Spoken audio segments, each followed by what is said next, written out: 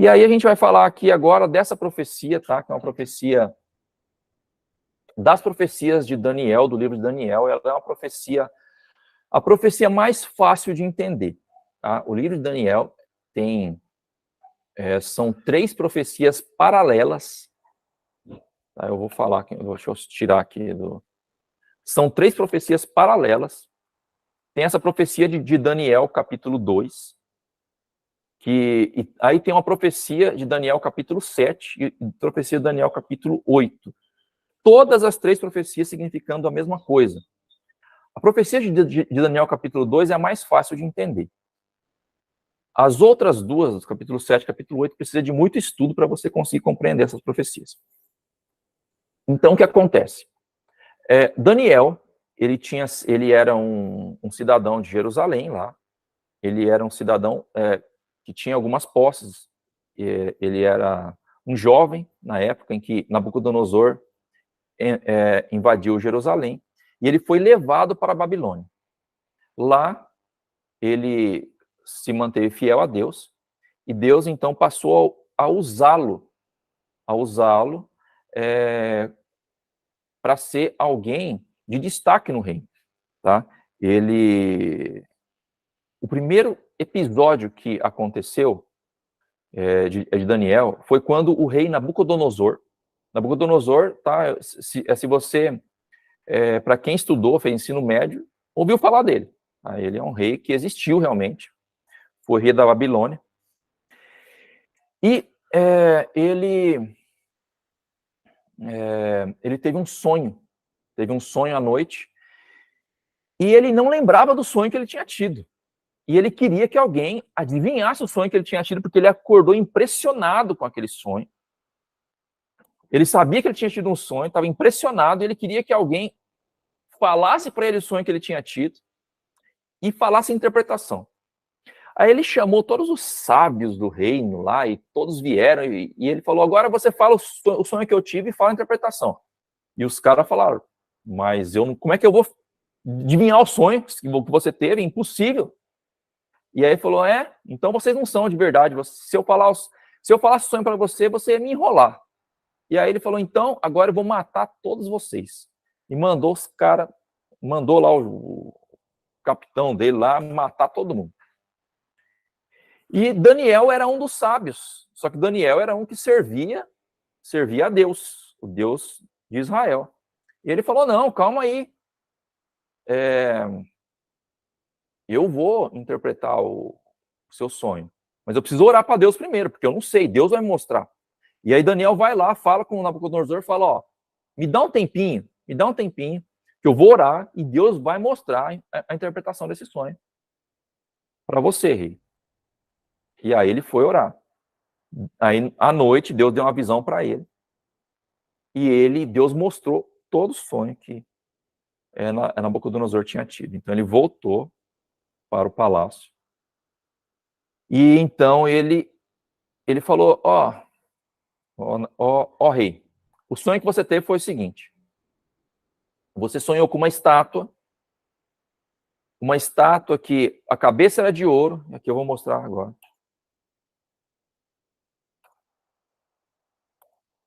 A estátua que a cabeça era de ouro, o busto era de prata, o tronco de bronze, as pernas de prata, os pés eram, de ferro, de ferro. Os pés eram de ferro misturados com barro. E aí chegou uma pedra cortada sem auxílios de mão, acertou o pé e destruiu a estátua. Foi esse o sonho que você teve, rei. E aí o rei já ficou totalmente impressionado, porque daí ele lembrou do sonho e falou, foi exatamente isso que eu sonhei. E aí ele começou a dar interpretação. E agora eu vou dar a interpretação. E aí começa lá em Daniel 2, 37 e 38. E ele fala o seguinte: Tu, ó Rei dos Reis, a quem o Deus do céu conferiu o reino, o poder, a força e a glória, a cujas mãos foram entregues os filhos dos homens, onde quer que eles habitem, e os animais do campo e as aves do céu, para que dominassem sobre todos. Tu és a cabeça de ouro. Tá? Então ele fala aqui que o reino babilônico é a cabeça de ouro. Então isso quer dizer que depois da cabeça de ouro virá outros reinos. Tá? Eu vou continuar aqui. Depois de ti se levantará outro reino inferior ao teu, e um terceiro reino de bronze, o qual terá domínio sobre toda a terra. Então ele está falando o quê aqui? Ó? Ele está falando que depois do reino babilônico, do império babilônico, tá? Porque se você pega a história, você vai ver que a gente teve vários impérios na história. A gente teve o tempo do auge do Egito, a gente teve o tempo do auge da Síria, e aí a gente teve, então, o Império Babilônico, que é o império ao qual Nabucodonosor era o imperador.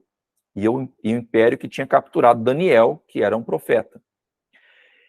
E aí, então, Daniel fala, ó, depois do seu reino vai ter outro, inferior ao seu, e depois vai ter mais um. E aí, aqui, a gente pode ver aqui, né, no livro de história, que eu estou lendo, tá, que eu estou mostrando aqui, livro de história, tá? Em 539, ó, o último soberano, Nabonide, tá? Nabonide, ele era, acho que neto de Nabucodonosor, assumiu o trono, tá falando aqui, em 539 a.C., o último soberano, Nabonide, assumiu o trono em 556 a.C. e sucumbiu em 539 a.C. ao poderio de uma nova potência, o Império Persa. Tá? Então, deixa eu chamar o William aqui. William entrar. E aí, William, tudo bom? Beleza? E aí, tá habilitando o microfone aqui, rapaz, aqui, burocracia. Aí. Opa, tá de roupa de médico aí.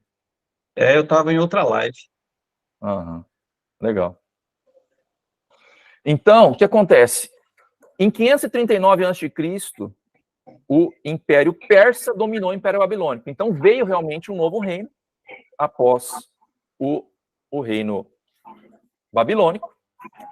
Um novo império, na verdade. O Império Persa, ele foi um império bem grande, ele dominou uma boa parte lá do mundo, da época. E aí, a gente aconteceu aqui em 332 a.C., um camarada chamado Alexandre, conhecido como o Grande, que era um imperador grego. Na verdade, ele era macedônico, né? Mas Macedônia e Grécia estavam juntos lá, e iniciou-se, então, o Império Grego. E foi quando aqui fala, ó, em seguida atacou a Babilônia, onde ocorreu o conflito decisivo, em 331 a.C., com a destruição do Império Persa. E o William, alguém tá com algum barulho aí? Então, o que acontece? Depois da cabeça de ouro, e aqui, ó, depois da cabeça de ouro, que era a Babilônia, veio realmente o Império Persa, e depois veio o Império Grego. E ainda faltava, então, mais um império, que seria o último império do Ocidente, tá? O último império que a gente teria conhecimento. E aí fala que o quarto reino será forte como o ferro, pois o ferro a tudo quebra e esmiuça. Como o ferro quebra todas as coisas, assim ele fará em pedaços e esmiuçará. Tá?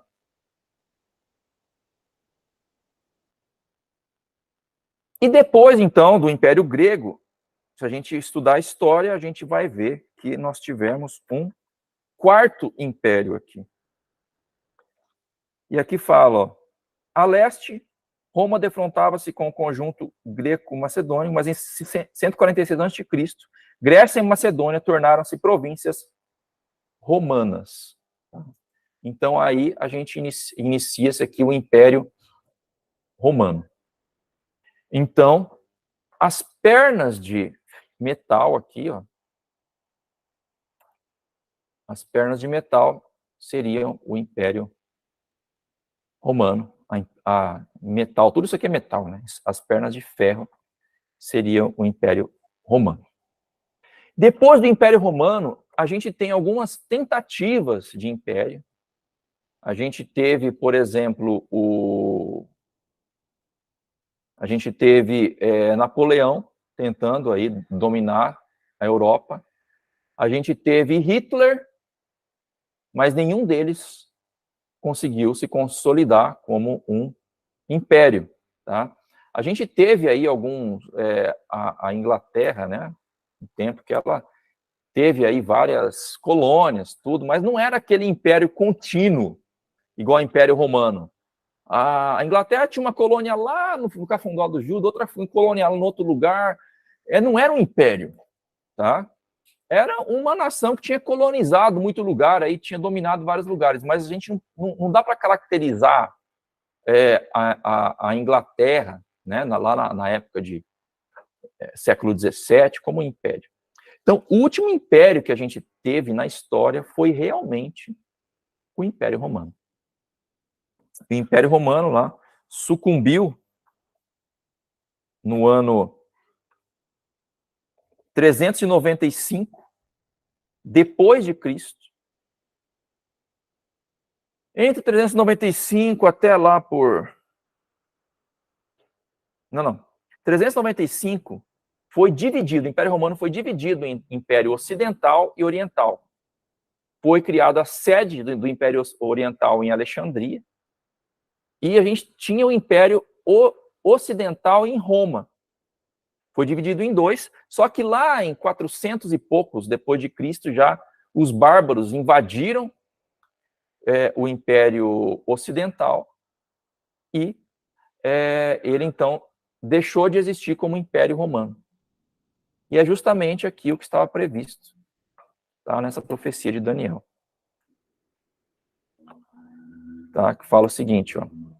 Quanto ao que viste dos pés e dos artelhos, em parte de barro, de oleiro, e em parte de ferro, será esse um reino dividido. Contudo, haverá nele alguma coisa da firmeza do ferro, pois que viste o ferro misturado com barro de lodo. Então, durante um bom tempo, a gente teve o Império Romano dividido em dois, por algum tempo, foram algumas décadas lá, um reino dividido em dois. Só que o que aconteceu? Quando o Império Ocidental caiu, quem assumiu o poder lá no Ocidente? Foi a Igreja Romana, tá? A Igreja, então, o cristianismo, ele passou a ter uma certa força lá no século IV, quando o imperador, na época, que ainda era do Império Romano todo, Constantino, ele declarou o cristianismo como uma das religiões oficiais do Império Romano. E o cristianismo, então, passou a ter uma força muito grande, a ponto de, quando o Império do Ocidente caiu, a Igreja começou a assumir o poder político, aos poucos, até eles se consolidarem como uma força política. Tá? Você tem aqui, ó, aqui eu estou lendo tudo livro de história, tá? Assim, o Papa, bispo de Roma, tornou-se, de certo modo, um chefe político, além de líder religioso, interferindo nas questões europeias. Tá? Então, a Igreja passou a ser o poder político no Império do Ocidente, e no Império do Oriente a gente ainda tinha o Imperador Romano reinando lá em Alexandria. Era um reino dividido,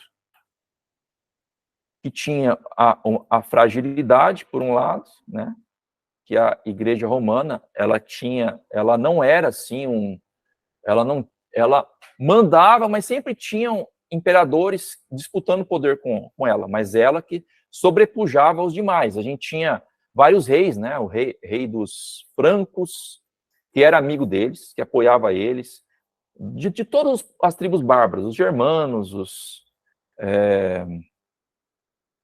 os saxões, tal, tinham várias tribos. Só que o poder do Papa sobrepujava os demais. Então você tinha um reino dividido, que tinha um pouco da firmeza do ferro, né, que era o Império do Oriente, mas misturado com o barro, tá, que tinha a ver com o Império do Ocidente.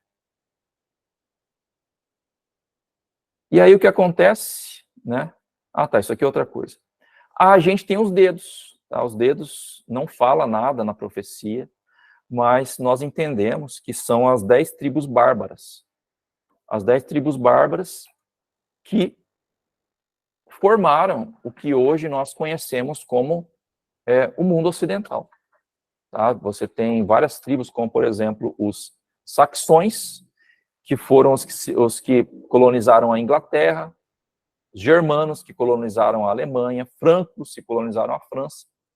E hoje, se você vê, né, no nosso mundo ocidental, a maior parte da população desenvolvida é descendente, tá? De uma forma ou de outra, né? Quando eu falo desenvolvido, assim, é que dominou um bom tempo, tá? Hoje a gente tem uma miscigenação, mas isso aí é coisa recente, tá? Se você pegar aí de 2 séculos atrás, o povo que dominava mesmo era o povo europeu, inclusive aqui nas Américas. A gente tem na América do Norte lá os saxões, e aqui embaixo a gente tem já outras tribos, que foi quem colonizou Portugal, Espanha e tal, né? Outras tribos bárbaras. Então a gente vê que a história, desde a Babilônia até a história de hoje, ela está contada nessa estátua.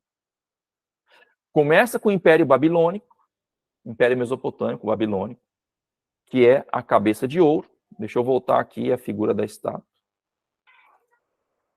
Tá? A cabeça de ouro, Império Babilônico.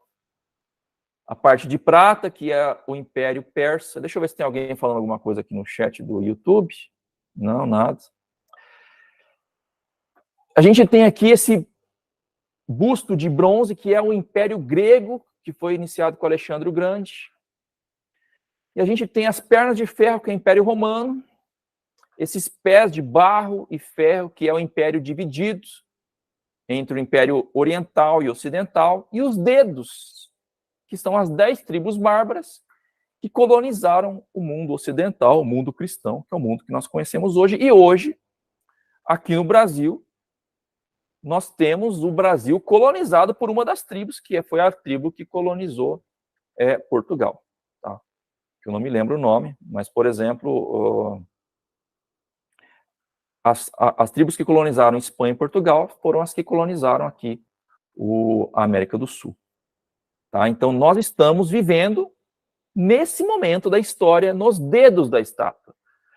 Só que o que acontece? Ó, eu vou passar aqui. Existe um desfecho para essa história, tá? Nos dias desses reis, o Deus do céu suscitará um reino que não será jamais destruído. Este reino não passará a outro povo, esmiuçará e consumirá todos estes reinos, mas ele mesmo subsistirá para sempre, como viste, que do monte foi cortada uma pedra sem o auxílio de mãos, tá? Daniel 2, 44, 45, eu estou lendo aqui.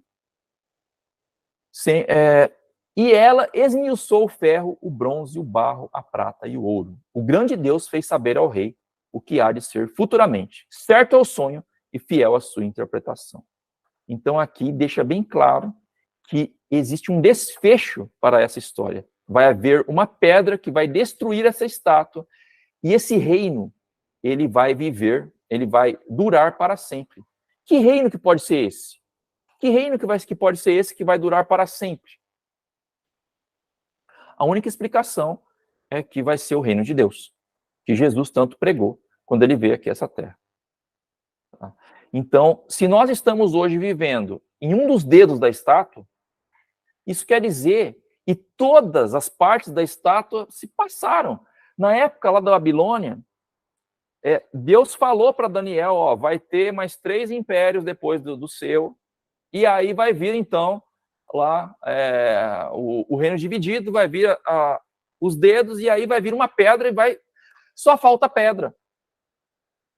Entende? Todas as profecias se cumpriram, só falta a pedra.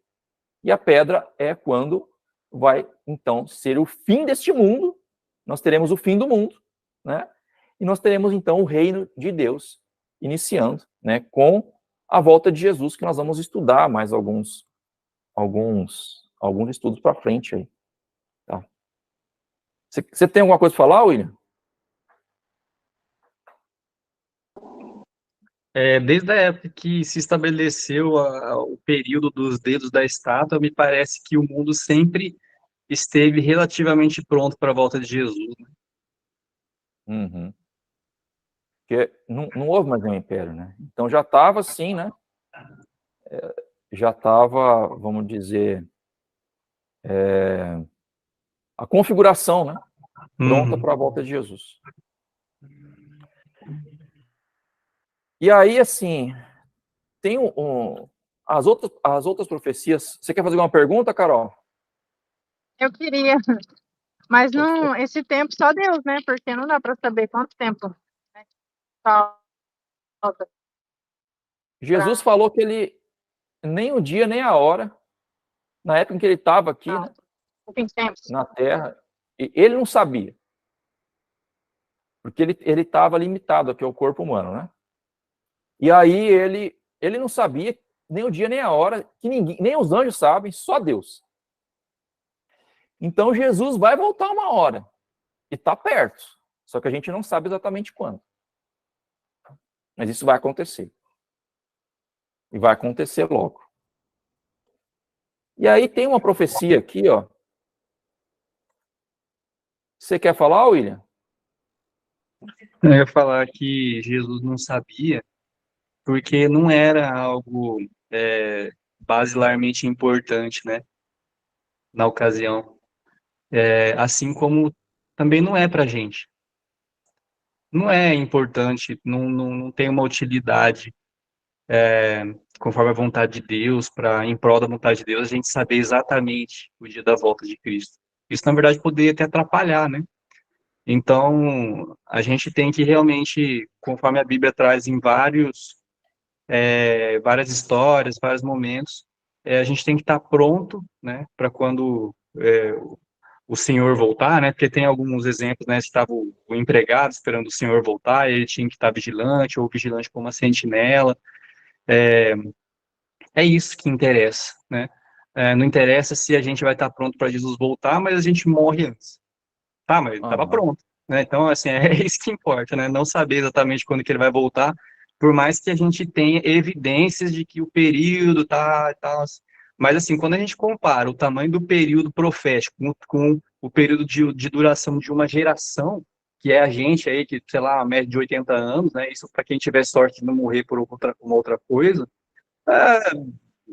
tipo assim, não tem, né? Tipo, uma aplicação tão importante para um período de tempo tão pequeno quanto é a duração da vida de um homem, né, o atual, né? Exatamente. Para mim, que eu tenho 46, Jesus vai voltar aí pelo menos uns 30 e poucos anos, né? Então, eu espero que ele volte antes, que eu não quero morrer, né? Mas se ele não voltar, ele vai voltar, de qualquer forma, né? Para mim. E tem gente que fala, né, que porque se Jesus falasse a hora que ele vai voltar, o dia e a hora, as pessoas iam deixar para se preparar faltando, não sei quanto, sei lá, uma semana antes, né? E elas iriam se perder. Mas, na verdade, a pessoa que pensa dessa forma, nem ele falando a hora ou não falando a hora, a pessoa vai se perder do mesmo jeito. Porque uma pessoa que vai deixar para se preparar faltando uma semana, cara, ela não é sincera, né?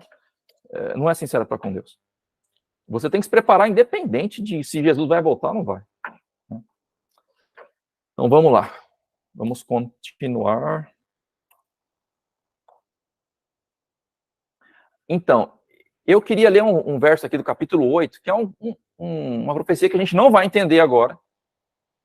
Mas Daniel, ele teve uma visão durante o reinado de Dario. Tá? De Dario. Rei da Pérsia. E ele estava tendo visões de vários animais. A gente não tem como entrar nisso aqui agora. Porque é muito complexo, eu tenho que fazer um estudo só disso. E ele falando aqui, ó, aquele carneiro com 2 chifres que viste são os reis da Média e da Pérsia. Mas o bode peludo é o rei da Grécia. O chifre grande entre os olhos é o primeiro rei. Então ele está falando aqui, na visão dele, o carneiro, ele está repetindo aquela questão, o carneiro seria o busto de prata. Tá vendo que são 2 profecias paralelas, gente, paralelas. O carneiro é o busto de prata. E o bode, que veio depois e destruiu o carneiro, matou o carneiro, né? A gente não vai ler agora, porque não tem nem tempo, não dá. Mas o bode é o rei da Grécia. Mas como que Daniel sabia que o rei da Grécia ia dominar o rei da Pérsia? Sendo que ele estava durante o Império Grego. Império Persa, desculpa. Então, ó, Daniel faz uma profecia durante o Império Persa, que o Império Grego iria dominar o Império Persa. Mas o Império Grego estava longe de dominar o Império Persa. O Império Persa era muito forte na época de Xerxes. Não sei quem que já assistiu aquele 300 de Esparta lá. Vai lá o rei lá, né? Como é que é? Leônidas lá com os seus 300 lá. Ele consegue matar muita gente, mas ele perde lá, cara, porque os soldados de Xerxes tinham muita gente, cara. Não tinha perspectiva da Grécia dominar a Pérsia. E aí o que acontece? Daniel já falou, ó, vai acontecer. Uma profecia que foi batata. Aí com o Alexandre o Grande eles conseguiram, né, juntar muita gente e conseguiram então vencer, né, os persas. Tá? Pode falar, ué. Não sei se você já viu, tem um movimento que chama sobrevivencialismo, que o pessoal fica estudando, né, ensinando como sobreviver em casos de caos social ou estatal, né? E aí o cara fala assim, tem gente que acredita que sempre que abrir a torneira vai sair água, né? Mas vai chegar um momento que não vai acontecer isso, né? E aí, lógico, pensando em tudo quanto é outras coisas que às vezes a gente acha que nunca vai faltar, que nunca vai deixar de funcionar, né? Na sociedade, na nossa casa. Mas aí ele fala assim, se você chega lá no ápice da sociedade romana, né? Agora, com uma máquina do tempo, volta lá e fala assim, ó, isso aqui vai cair. Né? Os caras, ninguém acreditar, é dar risada da cara, né? Então, o que ele quer dizer é que, assim, ele acredita que existe uma chance muito grande de acontecer alguma crise, né, estatal, e a gente precisar ter conhecimentos, né, de sobrevivencialismo, enfim, para viver aí no mato. Os impérios, geralmente, eles caíram num curto espaço de tempo, né? E, por último, a última civilização cair não vai ser muito demorado.